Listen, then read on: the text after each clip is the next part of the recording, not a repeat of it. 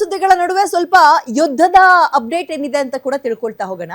Iran ಮತ್ತು America ಮಧ್ಯ ಯುದ್ಧ ತಾರಕಕ್ಕೇರ್ತಾ ಇದೆ. ಇರಾನ್ಗೆ ಮತ್ತೆ ವಾರ್ನಿಂಗ್ ಕೊಟ್ಟಿದೆ ಅಮೆರಿಕ. ತೈಲ ಸಂಪರ್ಕ ಸೇತುವೆ ಉಡೀಸ್ ಮಾಡಿದ ಬಳಿಕ ಮತ್ತೆ ದಾಳಿಯ ಎಚ್ಚರಿಕೆಯನ್ನ ಕೊಟ್ಟಿದೆ ಅಮೆರಿಕ. ಇರಾನ್ ಅಲ್ಲಿ ಮತ್ತಷ್ಟು ಕಡೆ ದಾಳಿ ಮಾಡುವ ಬೆದರಿಕೆಯನ್ನು ಹಾಕಿದ್ದಾರೆ. ನಾವು ನೆಕ್ಸ್ಟ್ ಟಾರ್ಗೆಟ್ ಏನು ಅಂದ್ರೆ ವಿದ್ಯುತ್ ಸ್ಥಾವರಗಳೇ ನಮ್ಮ ಮುಂದಿನ ಟಾರ್ಗೆಟ್ ಅಂತ ಎಚ್ಚರಿಕೆ ಕೊಟ್ಟಿದ್ದಾರೆ. ಅದನ್ನ ಟಾರ್ಗೆಟ್ ಮಾಡಿದ್ರೆ ಏನಾಗುತ್ತೆ ನಾನು ಮುಂದಕ್ಕೆ ಹೇಳ್ತೀನಿ ನಿಮಗೆ.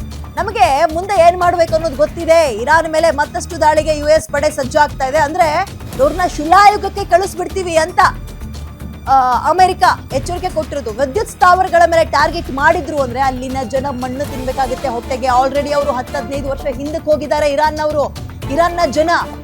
ಹಂಗನ್ಕಂಡು ಅಮೆರಿಕಕ್ಕೆ ಏನು ಡ್ಯಾಮೇಜ್ ಆಗಿಲ್ಲ ಅಂತಿಲ್ಲ. ಆರ್ಥಿಕವಾಗಿ ಅವ್ರಿಗೂ ಕೂಡ ನಷ್ಟ ಆಗ್ತಾ ಇದೆ. ಯುದ್ಧ ದಾಹ ಅದಕ್ಕೆ ತೀರ್ತಾ ಇಲ್ಲ ಅಮೆರಿಕಕ್ಕೆ. ವಿದ್ಯುತ್ ಸ್ಥಾವರಗಳನ್ನ ಟಾರ್ಗೆಟ್ ಮಾಡ್ತೀವಿ ಅಂತ ಇದ್ದಾರೆ. ಪೂರ್ತಿ ಕತ್ಲಲ್ಲಿ ಜೀವನ ಮಾಡ್ಬೇಕಾಗುತ್ತೆ. ಆಮೇಲೆ ಇರಾನ್ ಕೂಡ ಸುಮ್ಮನಿಲ್ಲ ಇವಾಗ. ಇರಾನ್ ಕೂಡ ತಕ್ಕ ಒಂದು ಉತ್ತರಗಳನ್ನು ಕೊಡ್ತಾ ಇದೆ ಅವ್ರಿಗೆ. 250ರಿಂದ 260 ವರ್ಷ ಒಂದು ವಯಸ್ಸಿರ್ಬೋದು ಅಮೆರಿಕ. ಇವರೇ ನಮಗೆ ಹಿಂಗೆ ಎದುರಿಸಿದ್ರೆ ನಮ್ದು 6000 ವರ್ಷಗಳ ಇತಿಹಾಸ ಇರುವಂತಹ ಜಾಗ ನಾವು ಬೆದರ್ತೀವ ನಿಮಗೆ?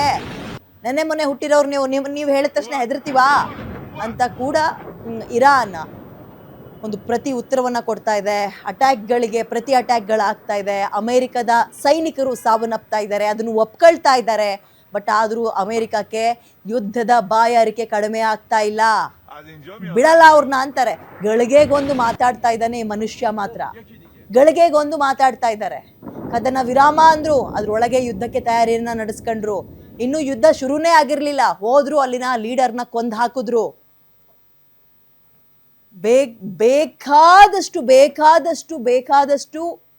ನಷ್ಟಗಳು ಆರ್ಥಿಕವಾಗಿ ಮತ್ತು ಜನರ ಜೀವ, ನಾಗರಿಕರ ಜೀವ, ಸೈನ್ಯಕ್ಕೆ ಡ್ಯಾಮೇಜ್ ಎಲ್ಲವೂ ಆಗ್ತಾ ಇದೆ. ಅಮೆರಿಕವನ್ನ ಅಥವಾ ಅಮೆರಿಕ ಸ್ನೇಹ ದೇಶಗಳೇನಿದ್ವೋ ಇರಾನ್ ಸುತ್ತಮುತ್ತ ಮುಸ್ಲಿಂ ಧರ್ಮದ ದೇಶಗಳೇ ಆಗಲಿ ಅವಕ್ಕೂ ಕೂಡ ವಿಪರೀತ ಡ್ಯಾಮೇಜ್ ಆಗಿದೆ.